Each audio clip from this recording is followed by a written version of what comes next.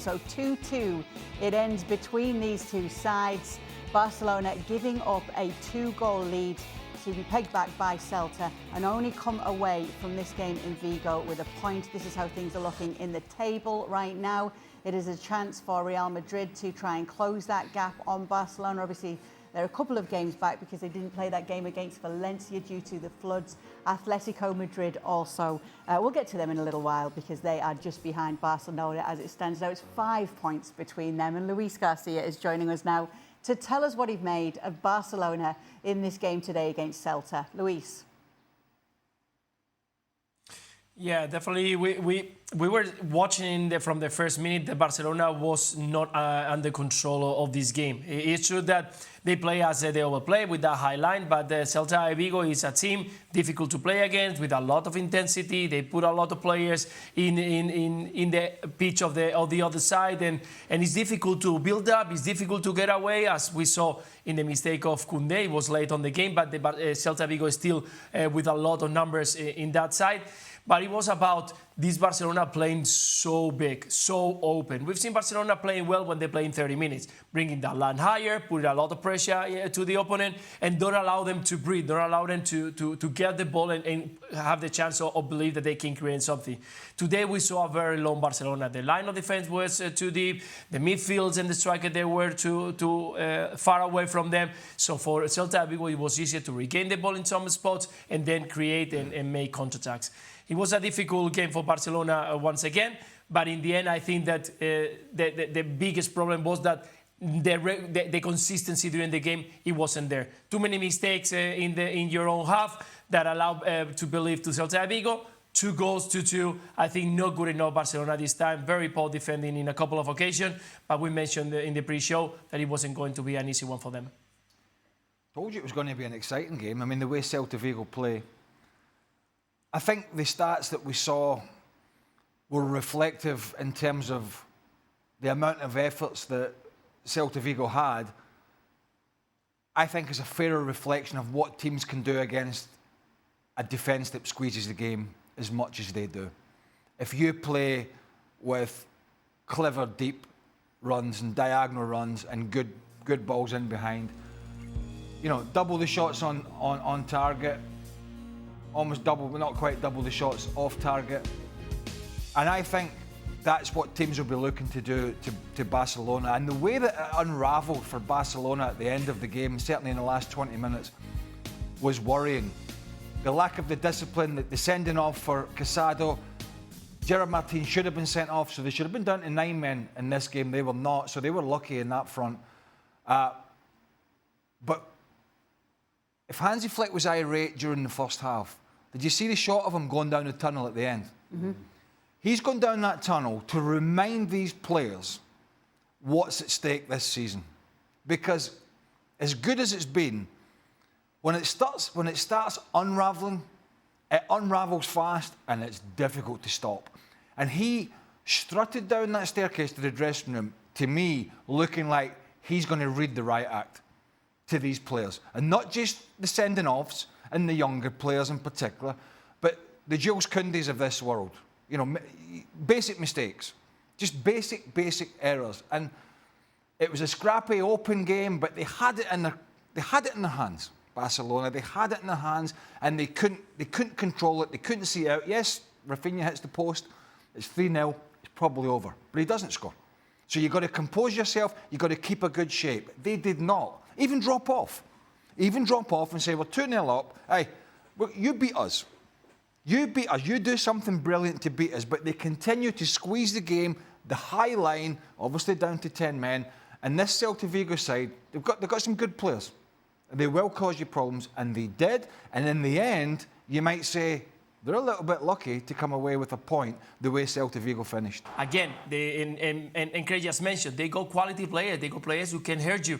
But it was about the belief. Celta Vigo believed that they could hurt Barcelona. And Barcelona, after that miss, or after that chance of Rafinha, they could have get this game to put down to bed, they actually feel the opposite. Celta Vigo stopped believing and Barcelona stopped doubting. 1 goal, 2 goals. I think that it was all about trying to keep that option open, try to keep that game, that possession, and it wasn't good enough for Barcelona, and they need to think about it because these kind of games are going to come more often. Now they read how this Barcelona is playing, so they're going to figure it out how they're going to play the next coming games. It's a loss and a draw now. Yeah, but this means, and I'm neutral, right?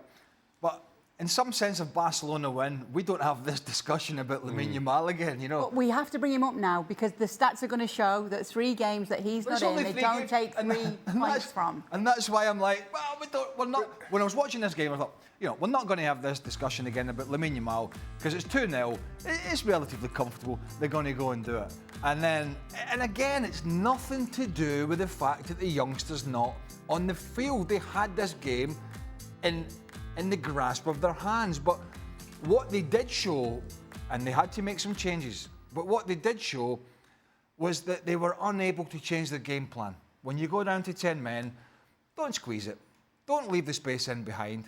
And drop everybody back apart from maybe one. And even that forward player, drop him deeper. And just say to Celta Vigo, break us down. And that's how, you don't have to be doing the same thing all the time. Right? You don't have to, when things change within a game, like sendings off and stuff like that, you've got to have a rethink. You say, right, okay, 10 minutes to go, whatever it is, we're 2-0 up, or whatever the scoreline is, what do we need to do to see this game out? Right? And if I'm an experienced player in there, I'm saying, right, forget this. Right, forget it. And Luis mentioned it. Open. When you're so late in the game and you're down to 10 men, the last thing you want to be is open. Hear them, scare them, flooding everybody forward, trying to get another goal. No. Let's ask the questions of them. Let's get a back 4 in place. Let's get 4 in front and then get one player up there because they're down to 10 and say, break us down. But they didn't do that. They continued to try and play. They continued to be open. And that's why right until the end, right until the 95th minute and 96th minute, whatever it was, Celta Vigo were continuing to go forward looking for the winner. I totally agree. I thought this, I'm tempted to say lost because it kind of feels that way for Barca if you're 2 up. But the dropping of points had nothing to do with Lamine Yamal, in my opinion. They were cruising at 2-0, as Craig mentioned. Rafinha then hits the post. It could have been 3, and we're having a very different discussion.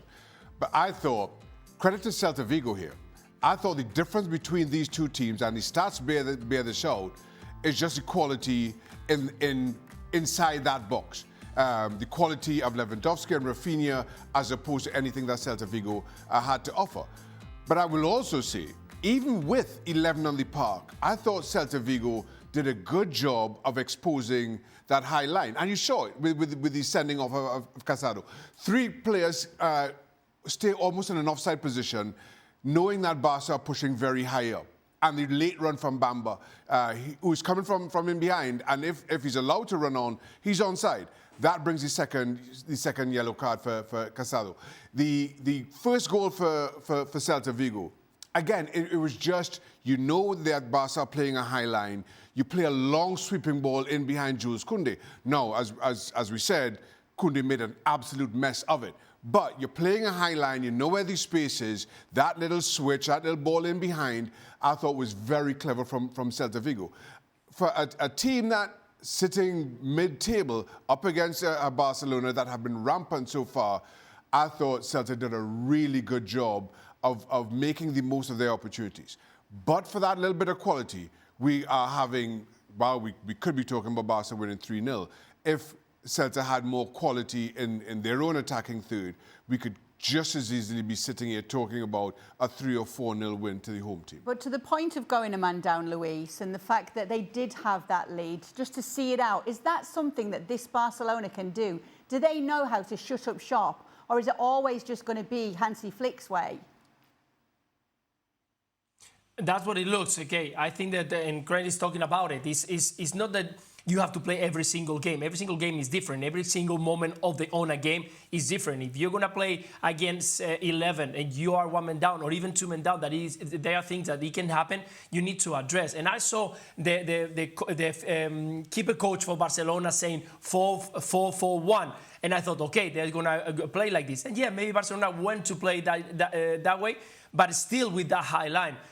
The pressure on a high line, it has to be done when the opposite side is with the ball and is not with a lot of time to think and a time to have the vision of making a play. If you see the first goal or the first option when Casado just pulled the shirt of Elias Moriba, the player of Celta Vigo is free open. He has no pressure on him. He's got all the time to make the pass. You cannot bring the high line. So this Barcelona has to continue learning how this pressure is going to be done, because you cannot play every single time like this. It's one man down, so there's one player who's going to always be free, and that needs to be changed. I'm sure that it hasn't happened before to Barcelona, so in the coming weeks, in the coming months, this Hansi Flick team needs to continue learning in the process that every single game is not going to be different. It's not the same to play against Osasuna in Pamplona than to play against Osasuna at home. It's not the play to play against Bayern Munich at home or playing away. This kind of game has to be changed. You can play the high line always, yes, but if the circumstances of the game are different, you need to change it. You need to change the idea, you need to change the style, and maybe at some point it's time to go back, like Craig just mentioned, put all together, just make a 2 lines of 4 and let's see what happens. You leave a player up front because it's only 20 minutes. You go 20 minutes that you need to defend, and Barcelona didn't do it today. I have been adamant that this will bite them in the backside at some point. And the stats and the results would sort of disagree with my argument. But I think the fact that Bayern and Real Madrid were unable to take advantage of the space was, quite frankly, embarrassing, because it was there. It was there. And if you remember back to the first half an hour of the game in the Montjuic against Bayern, it looked as if Barca were going to get a good slapping, right? But it didn't happen. The same in the Clásico. The early part of that game, it was time after time, and Mbappe was getting in, but he kept running offside. So as good a line as it was, there is another argument to say they were getting away with it because the teams were not being clever and patient enough, which Celta Vigo were today. It wasn't just the second half. There was quite a few balls in the first half over the top, down the left in particular, to Bamba, that got them in. The fact that their final ball was pretty poor saved Barcelona. So there is going to have to be a little bit of a rethink. He's not going to change it. He's not going to say, no, we're stopping doing it. But I think there is a balance to be had here, dependent on how a game is going. And it's about reading the game. When it's really going against you and teams are creating lots of chances, you've got to go to plan B. You can't just keep doing plan A and then letting, because ultimately, normally those chances will be taken.